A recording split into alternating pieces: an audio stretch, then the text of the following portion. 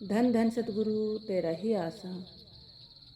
सतगुरु जी की प्यारी साथ संगत जी, आज हम इस वीडियो में सुनेंगे कि कैसे पूजनीय परम पिता साहब सतनाम सिंह जी महाराज ने सत्संग में आए आंधी रूप में काल से साथ संगत की रक्षा की। तो आइए सुनते हैं। गांव सामलो कला, जिला जिंद, हरियाणा में सत्संग था। सत्संग शुरू हो गया। काल ने सत्संग में आई हुई रूहों को डराने के लिए कई प्रयास किए, परंतु सब व्यर्थ था। सत्संग के दौरान तेज आंधी चलने लगी। परम पिताजी फरमाने लगे, भाई, जो छायावान की बल्लियों के पास बैठे हैं वे उन्हें जोर से पकड़ ले, नहीं तो आंधी छायावान उड़ाकर ले जाएगी। संगत ने वैसा ही किया।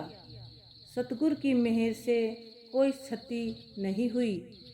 इस प्रकार काल के इस प्रयास को सतगुरु जी ने सफल नहीं होने दिया। इसके बाद रात का सत्संग पास ही के गांव रामकली में था। परम पिताजी मंच पर विराजमान थे। थोड़ी ही दूरी पर कुछ सेवादारों ने सफाई करने के बाद ईंट की पाती को आग लगा दी। सत्संग पंडाल से ऐसे लग रहा था जैसे किसी के घर में आग लग गई हो। लोग आग बुझाने के लिए भागने लगे। परम पिताजी बोले, दूसरे की आग की कितनी फिक्र पड़ी है।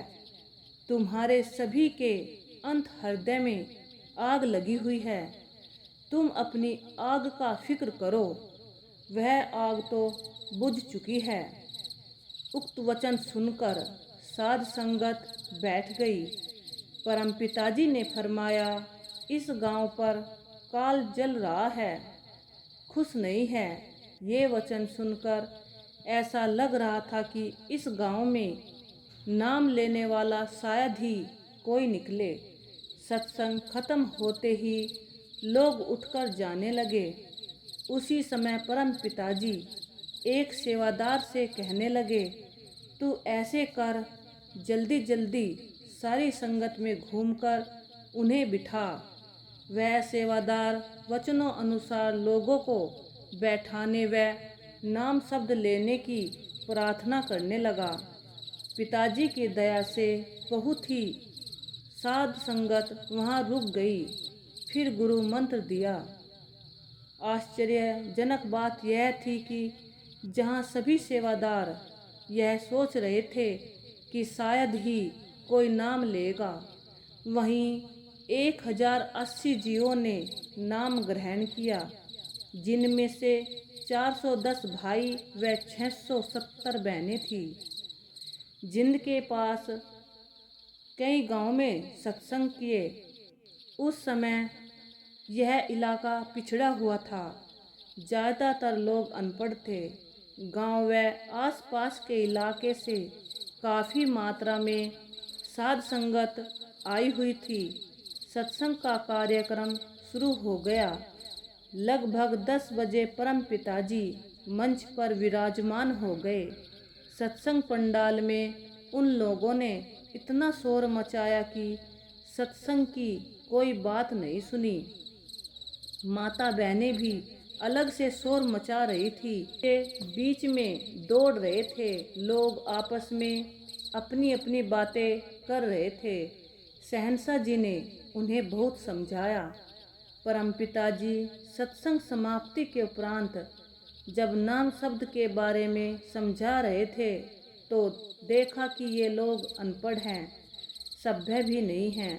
सेवादारों ने कहा कि पिताजी, इनको नाम शब्द देने का कोई फ़ायदा नहीं है, क्योंकि ये लोग समझ ही नहीं पाएंगे, न ही नाम शब्द को याद कर पाएंगे।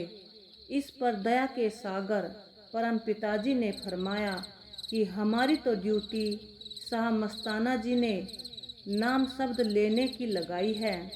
हम तो एक बार नाम की मोहर लगा देते हैं, आगे शाह मस्ताना जी जाने। बेपरवाह शाह मस्ताना जी से अर्ज करेंगे कि इनको 5 शब्द लेने की बजाय 3 शब्द देना कबूल कर लें, क्योंकि ये लोग 3 शब्द वाले नाम को आसानी से याद कर सकते हैं। इसीलिए बेपरवाह जी से अर्ज है कि आगे से 3 शब्द वाला नाम मंजूर करें, क्योंकि आजकल घोर कलयुग है। जीव नाम का अधिकारी नहीं और न ही कोई परीक्षा के योग्य है। यह तो मालिक की तरफ से रियायत है। एक बार काल के पंजे से जीव निकल जाएगा तो मालिक अपने आप सूक्ष्म मंडलों पर भजन बंदगी करवाकर सतलोक सचखंड ले जाएगा। फिर पूज्य परम पिताजी ने उनको नाम शब्द दे दिया। उसी दिन से ही पूज्य परम पिताजी ने 3 शब्द में ही नाम देना प्रारंभ कर दिया। धन धन सतगुरु तेरा ही आसरा।